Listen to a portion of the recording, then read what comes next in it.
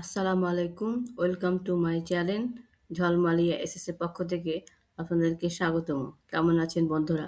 নিশ্চয়ই ভালো আছেন। আমি চলে এসেছি নতুন একটি ভিডিও নিয়ে। মানি প্ল্যান্ট বাংলাদেশের একটি অত্যন্ত পরিচিত ও জনপ্রিয় শোভাবর্ধক গাছ। এটি লতানো প্রজাতির গাছ যা মাটিতে টবে কিংবা পানিতে সহজেই জন্মাতে পারে। হৃদয় আকৃতির সবুজ পাতায় কখনো হলুদ বা সাদা ছোপ দেখা যায়, যা গাছটিকে আরও আকর্ষণীয় করে তোলে। মানি প্ল্যান্ট কম আলোতে ভালোভাবে বেড়ে উঠতে পারে, তাই ঘরের ভিতরে রাখার জন্য এটি খুবই উপযোগী।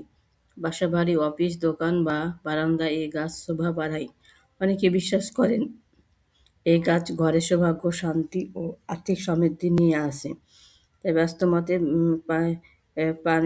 মানি প্ল্যান্টের গুরুত্ব রয়েছে। এই গাছের যত্ন নেওয়া খুব সহজ।